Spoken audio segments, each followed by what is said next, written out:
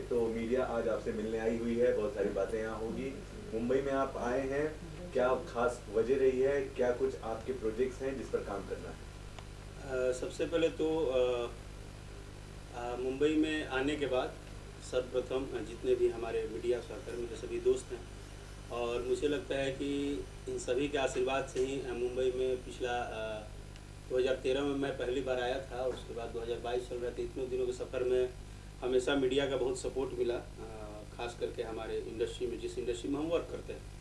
और थोड़ा सा एल्बम और सिनेमा का जो गतिविधि हुआ बीच में, उसके कारण कुछ लाइफ में चेंजिंग भी हुई, शादी विवाह हुआ, तो उस मैटर के थ्रू अब थोड़ा उधर भी रहना पड़ता है, इधर भी रहना पड़ता है। लेकिन मुंबई एक कहा जाता है कि मुंबई है और हम लोग के फील्ड के लिए सबसे बड़ी जगह है, और एक सीधा लाइन है कि मुंबई मेरी जान हम लोग बोलते हैं। तो कोशिश रहता है कि मुंबई जब हम चले तो कुछ नया सोच के चले, नया करने के लिए चले, तो इसलिए फिर इस बार मुंबई में आए हैं कुछ प्लानिंग के साथ ही। चलिए ठीक है। ये सवाल है कि आजकल वैसे तो बहुत सारे लोग इंटरव्यूज देते रहते हैं, लेकिन आपके इंटरव्यूज बड़े लेवल पर वायरल हो जाते हैं। हाल ही में एक वायरल हो गया था, तो वाकई में आरोप भी ये लगा कि भाई एक बनावटी है, या फिर आप रियल बताएं कि सच में आप गुस्सा हो गए थे? क्योंकि राकेश मिश्रा जी को गुस्सा होते जल्दी देखा नहीं जाता। नहीं, बात ये था ना कि मेरे बारे में जितना सब लोग जानते हैं, और वो बनावटी जानते हैं वो मुझे नहीं पता है, जो रियल जानता है मुझे, मैं बहुत क्लियर कट रहता हूँ लाइफ में, चाहे वो पर्सनल लाइफ हो चाहे प्रोफेशनल लाइफ हो। और मैं सही को सही और गलत को गलत बोल देने में मुझे थोड़ा भी टाइम नहीं लगता है। तो वो ऐसा कुछ था नहीं, वो बस ये था कि शायद हम उसी टाइम जस्ट ऑफिस पहुँचे ही थे और कुछ वर्किंग में थे। तो मैंने और दूसरा चीज़ क्या है ना कि एक तरीका होता है हर चीज़ों का, तो मुझे अंदाज़ा नहीं था, क्योंकि उनका जो तरीका है जैसे भी है, तो मेरा जो एक्टिविटी था वो पर्सनली नहीं था ना प्रोफेशनली था। वो एक मूड था, उस टाइम हम जस्ट कहीं की यात्रा के लिए शायद निकल रहे थे या कुछ रेडी थे, और उस टाइम एक माहौल चल रहा था, शायद कुछ उस टाइम किसी एक राइटर की तबीयत बहुत खराब थी, वो भर्ती थे, और इसी टाइप का मुद्दा चल रहा था। और इस मुद्दे से ना साइड से हम लोग सुनते सुनते एकदम कचकचा गया था मिजाज। तो और हमको अचानक से जब सिस्टम हुआ, तो ठीक है, जो सामने से हुआ वो एक्टिविटी, बट एक नेचुरल था, उस पर कोई भी ऐसी चीज़ नहीं थी, ना ही कोई मतलब था। और बाद में भी उनसे मैंने मिला, तो मेरा यही था कि कोई किसी भी चीज़ को कहने और सुनने का एक तरीका होता है, और उसको शायद रखना चाहिए, बस इतना ही बात था, और कुछ था नहीं। बट ठीक है, जो जैसे हुआ। क्या वजह है कि आप फिल्मों से दूर हैं? फिल्मों से वजह का जो वजह है दूरी का, वो मेरा पर्सनल है। मैंने डिसाइड किया, और मैंने डिसाइड किया तो मेरा डिसीजन अभी तक तो मुझे सही ही लग रहा है। क्योंकि अगर आप किसी भी इंडस्ट्री में काम करते हो तो आपको अनुमान लगाने का तो होना चाहिए अंदाज़ा, कि हम अभी कहाँ चल रहे हैं, किस तरह से हैं। मैंने जब लगातार 2013 से लेकर 2019-20 तक मैंने सिनेमा किया, उसमें जैसे मेरी एंट्री जिस फिल्म से थी, वाकई वो फिल्म थी प्रेम दीवानी। उसके बाद लैला शैला भी मुझे अच्छा लगा, प्यार किया तो डरना क्या, समथिंग, जो भी मैंने फिल्में की। बाद में करते करते जब कोविड के टाइम में मेरा एक गाना बहुत बड़ा हिट हुआ, ए राजा तनी जाई ना बहरिया। तो मैं जब आकलन किया उस गाने के हिट होने के बाद, तो मैंने सोचा कि मैं क्या कर रहा हूँ। मैं अगर सिनेमा कर रहा हूँ तो मुझे सिनेमा करना है, या मुझे रियल में सिनेमा करना है। एक सिनेमा करना यानी कि एक गिनती का डायरी पे लिखना कि हाँ मैंने इतना फिल्म कर लिया, इतना फिल्म कर लिया, मैं पर डे बिजी हूँ। तो सीधा सिंपल सा बात है संजय जी, कि मुझे लगा ना कि अभी की जो फिल्में हैं, या अगर मैं इन फिल्मों के लिए होड़ कर रहा हूँ, तो मेरे हिसाब से मेरे करियर के लिए इसमें दोनों नहीं है। सीधा सिंपल सा बात बोल रहा हूँ। क्योंकि आपके करियर में या तो आपको करियर बनाना है या तो पैसा कमाना है, दो ही चीज़ों की एक्टिव होती है किसी को भी अपना वर्किंग करना है तो। बट जिस हिसाब से इंडस्ट्री का सिचुएशन कोविड के टाइम में था और चीज़ें थे, तो मुझे लगा कि मैं अगर गिनती के लिए रेगुलर वर्क करके और मैं बोल भी रहा हूँ कि ये फिल्म वो फिल्म वो फिल्म, तो वो कॉपी पे 50 फिल्म लिखवाने से कोई फायदा नहीं है। अगर राकेश मिश्रा करना ही है तो थोड़ा अपने आप को रेस्ट दीजिए और एक तैयारी कीजिए और इंतजार कीजिए उस प्रोजेक्ट का, जिसको लाने के बाद आपको लोग बोले कि हाँ भाई प्रोजेक्ट किया है बंदा, बंदा फिल्म किया है, वो जितना आप इधर वर्किंग कर रहे हैं, क्योंकि ये तो हमारा जिंदगी है, सांस है, सिनेमा हम कभी छोड़ नहीं सकते हैं, लेकिन सिनेमा का मतलब है कि सिनेमा होना चाहिए, सिनेमा का मतलब कुछ भी नहीं है। और ये 5-6 साल मैंने किया तो मुझे एक्सपीरियंस हुआ कि ये जो मैं कर रहा हूँ तो मुझे शायद थोड़ा सा ब्रेक देना चाहिए, और मैंने ब्रेक दिया, और ब्रेक देने के बाद मुझे इतना बेनिफिट हुआ कि मैं एक जगह पहले फोकस किया एल्बम को, और एल्बम को पूर्णतः फोकस किया, और सिनेमा के लिए उस दिन से अभी तक मैं 2-2 स्टोरी ऐसा लिखा भी जा रहा है, अंदरूनी सब तैयारी चल रही है। तो मैंने यही डिसाइड किया कि अब वो नहीं करना है कि रेगुलर, क्या तो हम रेगुलर शूटिंग ही कर रहे हैं, सिनेमा ही कर रहे हैं, बट पता ही नहीं चल रहा है वो कब आके कब चले गए, क्या हुआ उससे, मतलब सीधा सिंपल सा बात मतलब है कि- अच्छे अगर स्क्रिप्ट मिले तो राकेश मिश्रा फिल्म करेंगे। हाँ करेंगे, मतलब कैरियर, या तो कैरियर, और सबसे पहले इंपॉर्टेंट है कैरियर ही, कि हम जिस चीज को करते हैं। ऐसा तो नहीं है कि राकेश मिश्रा किसी से भोजपुरी इंडस्ट्री में डरते हैं कि फिल्म नहीं कर रहे हैं। अब ये देखिए, ये जो बात है डरने का, तो मैं मतलब ये जो डर शब्द है ना, वो मैं शायद जब 11-12 साल की उम्र में आया था संगीत में, तब से लेके आज तक डर ही शब्द तो हमारे अंदर नहीं है, क्योंकि हम बेबाक बोलना पसंद करते हैं, क्लियर बोलना पसंद करते हैं, और हमें जो करना होता है, ये भी बात है कि मेरे अंदर वो भी कॉन्फिडेंस है कि मैं डिसाइडिंग हूँ, और मैं डिसाइड करता हूँ तो डिसाइड पे रहता हूँ, मुझे वेट करना मजा आता है। मैंने अगर डिसाइड किया तो इसमें किसी का देन नहीं था, ना परिवार का, ना किसी का दबाव नहीं था। मैंने डिसाइड किया कि नहीं, मुझे फिल्म करना है, वो भले साल में एक कर, मुझे वो लिस्ट नहीं बनाना है, और I am very happy. Bhojpuri लेकिन इंडस्ट्री ये जो आप लिस्ट बनाने की बातें कर रहे हैं, ये क्या हम ये समझे कि आप किसी दूसरी तरफ इशारा कर रहे हैं, नहीं, दूसरे एक्टर को इशारा कर रहे मैं हैं, देखिए, या आपको लगता है कि जो फिल्में बन रही हैं वो वाकई में देखने लायक नहीं नहीं है? नहीं नहीं, मेरा कहने का मतलब ये था कि हर आदमी का अपना डिसाइड करना अपनी लाइफ है। इसका मतलब मेरे बात को अगर आप मीडिया के थ्रू लाएंगे और आप बोलेंगे कि हम किसी पे टारगेट करने वाले पहले तो कोई होते ही नहीं है, क्योंकि हर व्यक्ति को भगवान ने गुण दिया है उसके अंदर। अगर वो अपने हिसाब से काम करता है तो हर व्यक्ति को जो अच्छा लगता है वो करता है, उसके डिसाइड करने वाले हम नहीं हैं, बट हम अपने डिसाइड करने वाले हैं। अगर क्या किसी हिंदी सिनेमा में कोई एक्टर रेस्ट ले लिया 2 साल, तो क्या इसका मतलब है कि वो दूसरे पे क्रिटिसाइज करेगा? नहीं, ये हमारी तैयारी है। हो सकता है कि आपको नहीं पता है, हम कुछ अपना तैयारी कर रहे हैं, हमारा कुछ प्लान है, विजन है आगे के फ्यूचर। सर मैं ये जानना चाहता हूँ, आप कर रहे हैं, आप डिसाइड करते हैं, डिसाइड और डायरेक्टर और प्रोड्यूसर करते हैं कि किस हीरो को लेना है, और जहां तक मैं समझ रहा हूँ काफी डायरेक्टर प्रोड्यूसर ये बोल रहे हैं कि आप सिंगिंग के लिए बने, फिल्म के लिए नहीं बने, आपकी क्या प्रतिक्रिया है? डिसाइड का मतलब ये था कि हम अभी ये डिसाइड नहीं कर रहे हैं कि हम सिनेमा किसके साथ करेंगे, किसके साथ नहीं। सिनेमा हमको करना है कि नहीं करना है, ये हम डिसाइड कर रहे हैं, और हमको कब करना है। लेकिन डायरेक्टर प्रोड्यूसर ये बोल रहे हैं कि आप सिंगिंग के लिए बने हैं, तो वही तो हम भी आपको बता रहे हैं, हम किस चीज के लिए बने हैं वो आगे की फ्यूचर बताएगी। हमको क्या करना है जब हम करने आएंगे तो आपको खुद ही पता चल जाएगा। क्यों हम प्रेम दीवानी किए थे तो तब तो हम सिंगर के लिए ही बने हुए थे, फिर भी वो क्यों 14 वीक और 15 वीक चल गई? वो टाइमिंग था। मैंने आपको क्या बोला, अभी का जो टाइम था कोविड से, जो कोविड से हिला हुआ था सारी चीजें, उसमें मैंने जो मुझे अच्छा लगा वो मैंने किया, और मैंने एकदम एंजॉय के साथ कर रहा हूँ। नहीं, लेकिन काफी मित्र और इंडस्ट्रीज के जितने भी डायरेक्टर प्रोड्यूसर हैं, एक बात जान लीजिए, वो सभी हम लोग के गार्जियन हैं, एक पेरेंट्स हैं।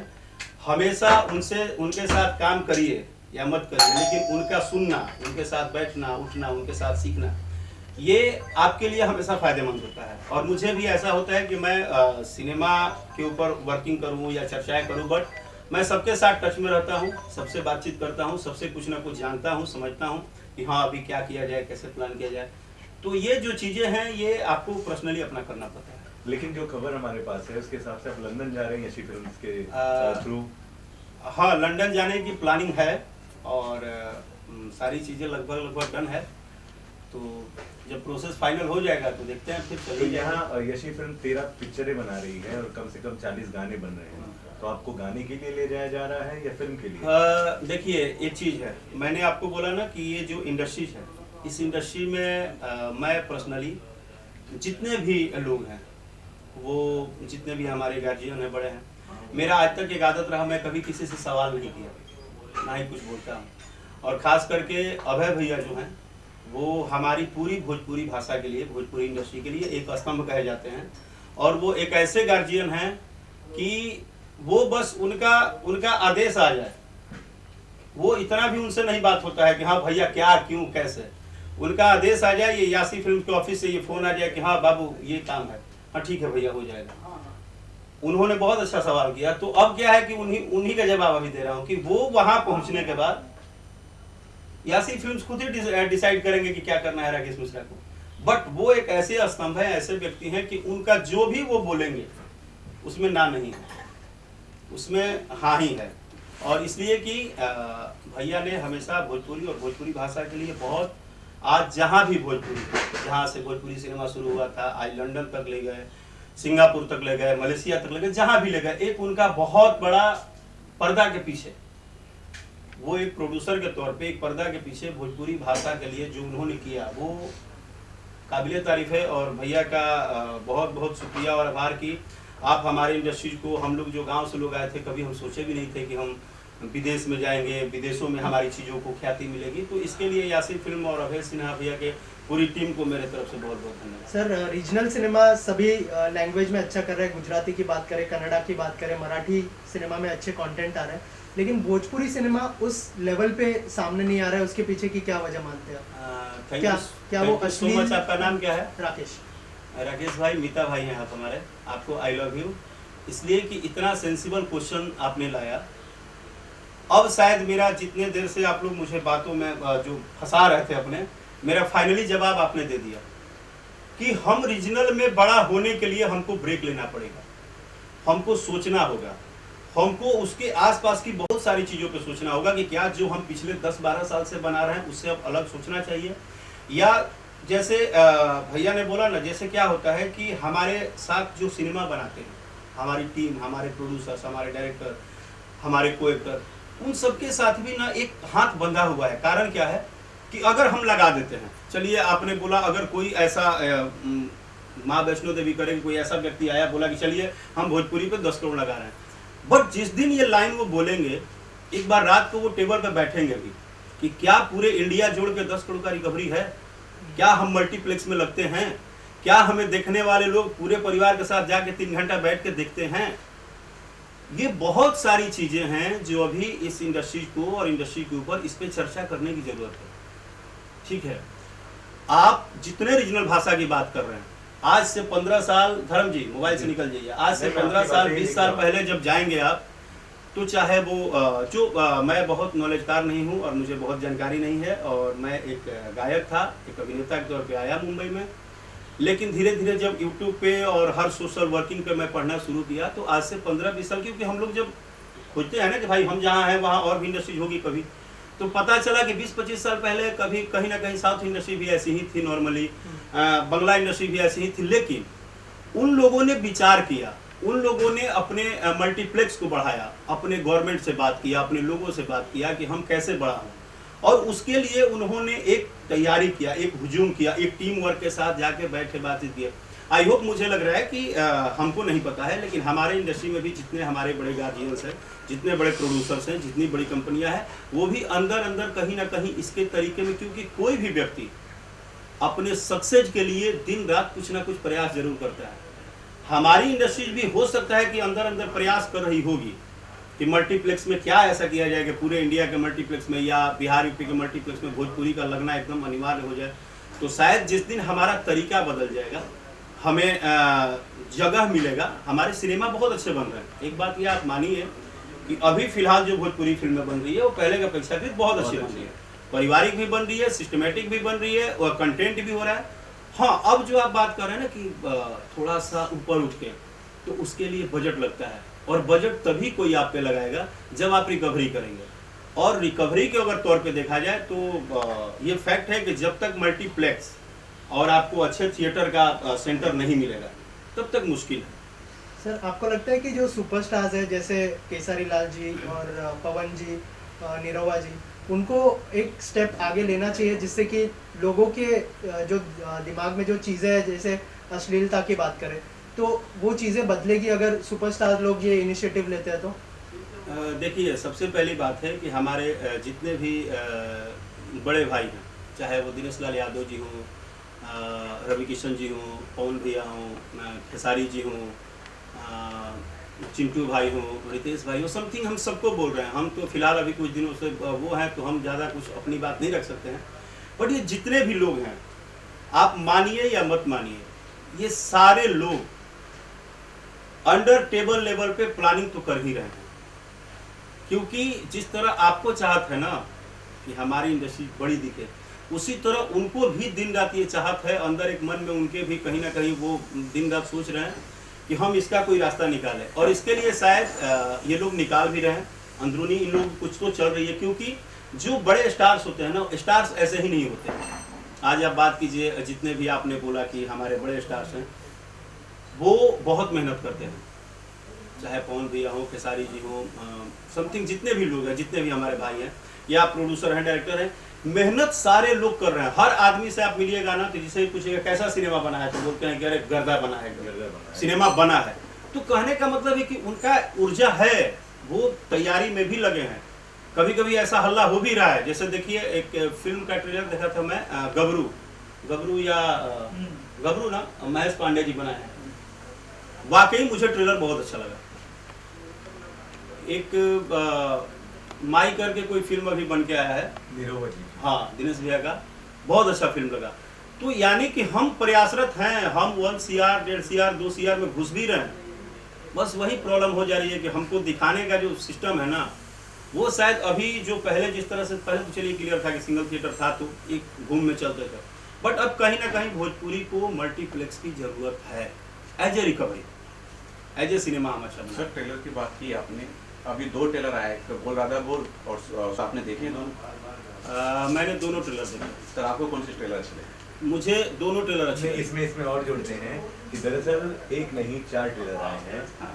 तीसरा ट्रेलर जो है वो निरहुआ जी की फिल्म आर्मी का है, और चौथा जो ट्रेलर है वो रितेश जी की फिल्म प्रजातंत्र का है। खास बात यह है कि चारों ही फिल्में एक ही दिन 28 तारीख को रिलीज हो रही है। तो सवाल 2 है कि चारों में से बेस्ट ट्रेलर कौन सा था आपका, और दूसरा, चारों ही अपने आप में कहीं ना कहीं पहुंच चुके हैं। एक साथ बॉक्स ऑफिस पर आना कहीं ना कहीं प्रोड्यूसर्स को नुकसान तो नहीं है, जिन्होंने 1 CR 2 CR तक लगाया? देखिए, अगर मुझसे आप पूछते हैं कि सिनेमा कैसा था ट्रेलर, तो मैं आपको सच सच बता दूं, राकेश मिश्रा का जो काम है वो एज ए सिंगर भी और एज ए एक्टर भी, मैं इस इंडिया में रिलीज होने वाले किसी भी भाषा और किसी भी सॉन्ग को, ऐसा नहीं है कि सुबह का 5 घंटा सिर्फ मुझे मेरा यूट्यूब इस सर्चिंग में जाता है कि आज कितनी चीज़ें आई और मुझे देखना है। इसलिए कि मैं वहाँ पे, सीधा बोल रहा हूँ, मैं वहाँ पे एज ए दर्शक कभी नहीं देखता। मैं as a actor, as a technically और as a singer, as a actor के तौर पे मैं उसकी कंटेंट को देखता हूँ। ये कंटेंट क्या है, ये कंटेंट क्या है, ये कंटेंट क्या है, प्रतिभा किसने क्या किया है। एक्टर सारे अच्छे होते हैं सर, एक बात समझ, लेकिन फिर भी हम किसके भरोसे होते हैं? अपने श्रोता के भरोसे, अपने जनता के भरोसे, ठीक है। उसी तरह से सबका भोजपुरी में ही डायलॉग है, सब में फाइट एक्शन है ही, गाने हैं ही। अब ये जो डिसाइड है, ये जब आप थिएटर में जाएंगे तो वहाँ पे आपको, हमको, किसी को डिसाइड करने की जरूरत नहीं है कि कौन कितना बड़ा, कौन कितना छोटा। जब जनता में जाएगा तो जनता की वोट मत आपको बता देगी कि कौन कहाँ है, पहली बात, इसलिए कि वो जनता का चीज़ है। लेकिन अगर हमसे पूछेंगे तो जितने भी ट्रेलर की आप बात की, हमने सब सारे ट्रेलर देखे हैं, हम आपको बता रहे हैं। और सारे ट्रेलर में मुझे सबसे अच्छी जो बात लगी कि हम आगे बढ़ रहे हैं। बस मुझे इसी बात का खुशी कि हमारा जो प्रयास है, सिनेमा जो अभी दिख रहा है, जो ट्रेलर दिख रहा है, जो बनाने का स्टाइल दिख रहा है, जो कंटेंट दिख रहा है, वो कहीं ना कहीं हम आगे बढ़ रहे हैं। बस यही है। ताकि लोग जो है इस वक्त नौकरी छोड़ करके छठ मनाने बिहार में आते हैं, हाँ। और काफी इमोशन हो जाते हैं। इस क्या इसमें ऐसा क्या कुछ खास है? दिवाली में भी उतने लोग नहीं पहुंचते जितना छठ। देखिए, एक चीज आप मानिए कि हम जितना भी पूजा करते हैं ना, जितना भी पूजा हमारे हिंदुस्तान में होता है, शायद हम बोलेंगे तो इस पर कहीं कोई सवाल ना हो जाए, क्षमा चाहता हूँ बोलने के पहले, बट जो मुझे लगता है जितने भी पूजा होते हैं वो मान के होता है कि ये हैं और सब कुछ है इस सृष्टि में, सब कुछ है, माँ का आशीर्वाद, पिता का प्यार, सब कुछ है। लेकिन अगर एक छठ ही ऐसा व्रत है कि आप साक्षात उनको देख के उनको अर्घ देते हैं, मतलब हम सूर्य भगवान को साक्षात अपने आंखों से देखते हैं और अर्घ देते हैं, दूसरी चीज, इतना कठिन पर्व और शायद दूसरा नहीं हो सकता। इतना कठिन पर्व है, इतना कठिन पर्व है कि अगर आप बिहार से हैं या यूपी से हैं तो आपको पता होगा। इसमें मतलब एक ये गेहूं पसारा होगा ना, गेहूं, उस गेहूं को पसारने के बाद 6 घंटे 7 घंटे धूप में छाता लेके बोरिया ओढ़ के, और आदमी छत पे अगोरिया करती है, औरतें अगोरिया करता है कि कोई एक कौआ आकर जूठा ना कर दे। मतलब इतना डर किसी पर्व में नहीं लगता है जितना छठ के व्रत में डर होता है, क्योंकि ये पर्व पूरे 3 दिन आम के दातुन से मुंह धोना, आपको नीचे चटाई पे सोना, बोरिया पे सोना, मतलब शुद्धता की तो मतलब इतना शुद्ध रखना पड़ता है आपको। चारों घर में जहाँ पूजा हो रहा है सब लीप पोत के गोबर से एकदम आपको, मतलब ये पर्व जो है ना ये अद्भुत है। और इस पर्व को जो एक बार देख लेगा ना, वो यूपी बिहार से नहीं भी होगा तो एक बार यूपी बिहार सिर्फ इसलिए आएगा कि देखते हैं। और इतना अच्छा लगता है जब आप घाट पे जाएंगे, तो घाट पे जब जाइए तो मैंने लगता है कि साक्षात धरती पे ना कोई एक अद्भुत मेला लगा हुआ है भगवान का, बहुत अद्भुत। दिवाली हफ्ते भर के बाद है, कुछ खास दिवाली में? दिवाली और छठ दोनों की हार्दिक शुभकामनाएं पूरे मुंबई के मेरे मीडिया भाई को और सभी दर्शकों को। और साथ साथ में इस बार का दिवाली जो है ना, क्या है कि इस बार का सारा पर्व ना थोड़ा चाँप के हम लोग मना रहे हैं। कहे से कि 2 साल से ना घर में बैठल मन पिता गिर है। अब एक बार दशहरो भैला तो चाँप के भैला एकदम। अब छठो हुई तो उतने भीड़ हुई घाट पर। और दिवाली में बस एक चीज़ बोलेंगे कि बम धमाका पड़ाका जो भी है, आज का थोड़ा क्या है कि दौर अलग है। पहले गाँवों में स्पेस होता था बहुत, बगीचे में बाहर, बट अब शहर उहर में भी छठ होता है। तो थोड़ा सा धमाका जो करना है वो बचा के करना है, ताकि सब लोग सुरक्षित रहें, हम भी सुरक्षित रहें, आप भी सुरक्षित रहें, और कहीं ना कहीं प्रदूषण से अपने को और अपने देश को भी बचाएं। Okay sir, thank you. ये जो यहाँ पे एक साथ 3 कार्य देखने को मिलेगा, ब्रेकिंग बूम और आस्था ट्रेवल्स, हंगामा मीडिया। तो S3 ग्रुप कंपनी ने जो ऑफिस ओपनिंग किया है संजय भूषण पटियाला की लीडरशिप में, क्या कहना चाहेंगे? S3 ग्रुप कंपनीज के जितने भी मेंबर हैं, आपको ढेर सारी बधाई हमारे और हमारे पूरे लाखों करोड़ों सुनने वाले भोजपुरी दर्शक की तरफ से भी और पूरे भोजपुरी इंडस्ट्री की तरफ से भी, क्योंकि हमारी इंडस्ट्री को एक मीडिया का बहुमूल्य समय और बहुमूल्य ताकत चाहिए, जो कि आप लोग देते हैं और देते आ रहे हैं। और ख़ास करके आप लोग इस ताकत को बढ़ावा देने के लिए जो ये SG3 ऑफिस जो आप लोग S3 किए हैं, ये बहुत अच्छा है। तो हंगामा मीडिया जो है, और साथ में आप बता रहे थे आस्था ग्रुप, ब्रेकिंग जो है, तो ये तीनों लोग का बस एक ही चीज़ हम चाहेंगे कि आप जब तीनों लोग जो शुरुआत किए इसको दिन प्रतिदिन, और बस हमें ये सुनने में आया कि आपने एक ये नया अचीवमेंट किया, क्योंकि आप कुछ भी जब स्टार्ट करते हैं ना, तो जो स्टार्ट की पावर होती है वो पावर एंड तक जाना चाहिए। उसके बीच में बहुत सारे लाइफ में चीज़ें आते हैं, इसलिए आप पूरे टीम जो आप तीनों लोग एक साथ हुए हो, बस आपको ये चीज़ ध्यान रखना है। जैसे हम कभी खुद बोलते हैं एक कहावत के रूप में, हमारे जब दर्शक पूछते हैं कि भैया हई चलो हाउ ना चलो, हम बोलते हैं कि मेरा काम है वो घोड़ा वाला, दोनों तरफ से ये लगा के रखते हैं और सीधा अपना काम करते रहते हैं। उसी तरह मीडिया भी अपना एक काम है। तो संजय भैया को मेरा ज़्यादा प्यार है, क्योंकि ये बहुत इंटेलिजेंट हैं और बहुत नॉलेजफुल हैं और बहुत दिनों से इन्होंने इंडस्ट्री में समय दिया है। तो मैं उम्मीद करता हूँ कि ये सभी को लेकर चलेंगे और एक अच्छे लेवल पे अच्छे तरह से भोजपुरी इंडस्ट्री को भी, बॉलीवुड को भी, और जितने भी यहाँ मुंबई में इंडस्ट्रीज है सबके साथ आपका बहुत अच्छा प्यारा व्यवहार रहेगा और आपकी टीम पूरी बहुत सक्सेस करेगी। और आने वाले दीपावली में यही शुभकामना है कि महालक्ष्मी का यहाँ पे एकदम भरमार हो जाए, पूरा गर्दा कमाते रहिए और कभी कभी हम लोग को बुलाते रहिए। Thank you sir.